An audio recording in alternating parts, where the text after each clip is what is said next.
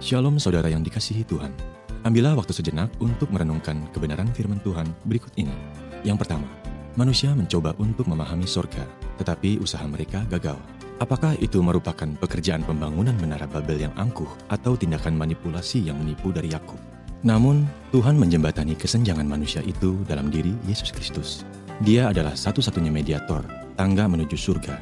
Marilah kita bertobat dari keangkuhan dan tipu daya kita, dan beristirahatlah secara penuh di dalam Kristus sebagai Juru Selamat yang Maha Kuasa. Yang kedua, Gereja Kristus adalah keajaiban terbesar di dunia. Gereja Kristus adalah kumpulan begitu banyak orang, bangsa-bangsa majemuk yang dipersatukan dalam penyembahan kepada satu Tuhan yang sejati. Gereja Kristus adalah rumah Tuhan dan pintu gerbang sorga. Sayangnya, meskipun Tuhan ada di tempat ini, banyak yang harus mengaku, "Saya tidak tahu." Apakah Anda datang ke gereja dengan rasa takut yang kudus karena Allah bersemayam di tengah umatnya? Kejadian pasal 28. Introduction. Tuhan menampakkan diri kepada Yakub di jalan menuju Haran, mengungkapkan janji-janji anugerahnya dan menempatkan putra Ishak itu ke dalam sikap takut dan penyembahan. Ayat 9. Ismail adalah kakak tiri Ishak, anak Abraham dan Hagar, hamba perempuan Sarah. Setelah menikah dengan dua gadis asing, Esau berharap pernikahannya dengan keluarga Ismail akan menyenangkan hati orang tuanya Ishak dan Ribka. Ayat 10-15. Janji dalam perjanjian Allah yang diberikan kepada Abraham dan Ishak juga diberikan kepada Yakub. Tetapi belumlah cukup hanya dengan menjadi cucu Abraham. Yakub harus sendiri membangun hubungannya dengan Allah. Allah tidak memiliki cucu-cucu. Setiap orang harus mempunyai hubungan pribadi dengannya. Tidak cukup hanya mendengar kisah-kisah ajaib tentang orang-orang Kristen di dalam keluarga kita.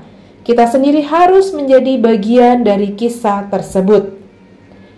Pelayanan Yakub ke Haran. Setelah menipu Esau, Yakub lari ke Haran, tempat Laban, pamannya yang jauh lebih dari 634 km. Di sini ia membangun keluarga. Ayat 19. Betel terletak sekitar 16 km di sebelah utara Yerusalem dan 97 km sebelah utara Beersheba, di mana Yakub meninggalkan keluarganya.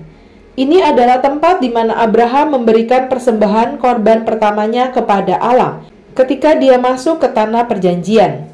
Pada awalnya, Betel menjadi pusat penyembahan yang penting. Belakangan, kota ini menjadi pusat penyembahan berhala. Nabi Hosea mengutuk praktik-praktik kejahatannya. Ayat 20-22. Apakah Yakub mencoba tawar-menawar dengan Allah? Barangkali saja bahwa dia, dalam ketidaktahuannya tentang bagaimana menyembah dan melayani Allah, di mana ia membayangkan dirinya sebagai seorang hamba yang akan melakukan sebuah pelayanan untuk memperoleh upah. Yang lebih mungkin, Yakub bukan hanya tawar-menawar, melainkan menyerahkan masa depannya kepada Allah. Mungkin dia pada hakikatnya berkata, "Karena engkau sudah memberkati aku akan mengikuti engkau." Entah Yakub sedang menawar atau berjanji, Allah memberkati dia.